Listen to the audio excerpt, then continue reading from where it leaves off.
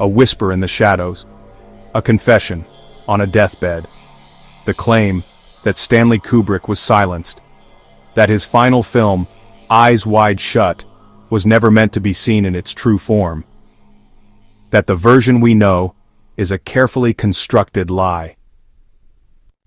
They called it a heart attack. The press printed the obituaries.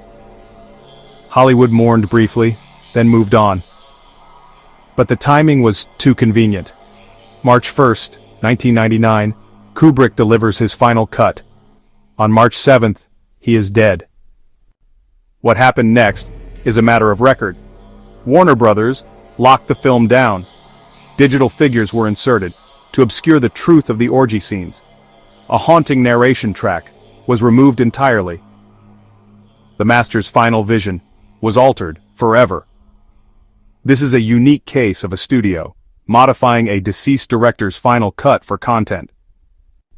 Kubrick, the visionary behind 2001, A Space Odyssey, The Shining and A Clockwork Orange, was not only a master director, he was legendary for his obsessive control over every aspect of his films, from scripting and shooting to editing and marketing. The idea that he would willingly deliver a cut, requiring such significant digital alteration, is, to many, deeply inconsistent with his character. The film's notoriously long and secretive 400-day shoot, stretching over 2 years, is well documented. This confirms that the project was far more complex and involved deeper research than a typical marital drama. AI analysis of Kubrick's previous films reveals a consistent pattern: deconstructing systems of control. Eyes Wide Shut fits perfectly as the final chapter, deconstructing the socio-sexual system of control used by the elite. The AI identified this as a logical culmination of his life's work, making the project uniquely dangerous. But why would they edit out parts of his film after his sudden death? The official story was the ratings board, a convenient excuse. 2 decades later, a former CIA officer, whose identity remains sealed, but has been independently verified, gave a confession from his deathbed. What he claimed, if true, would rewrite the official narrative forever.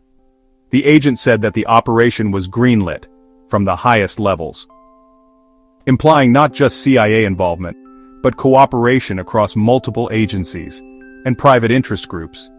Kubrick wasn't a target because of what he imagined. He was a threat because he was exposing what already existed. Eyes Wide Shut wasn't a fantasy. It was a reconstruction. Kubrick had stumbled upon something real, something protected. The rituals, the masks, the secrecy, it mirrored whispers of real-world operations that would only become public years later, with names like Epstein and Maxwell. It echoed declassified horrors of MKUltra and the cryptic findings in FBI documents about groups like the Finders. A film like Eyes Wide Shut, fully intact, could have sparked investigations, political scrutiny, and dangerous questions.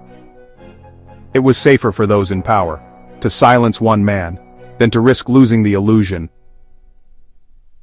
Kubrick wasn't making this up. He was connecting the dots. And for that, his film had to be stopped.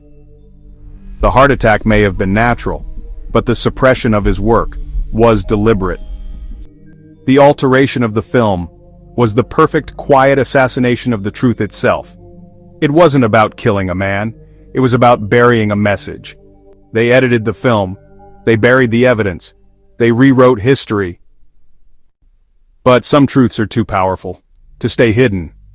They echo in the unsettling feeling the film leaves you with, in the questions that refuse to go away, in the confessions that eventually surface. The question is no longer what happened to Stanley Kubrick. The question is, are you willing to see what he tried to show us?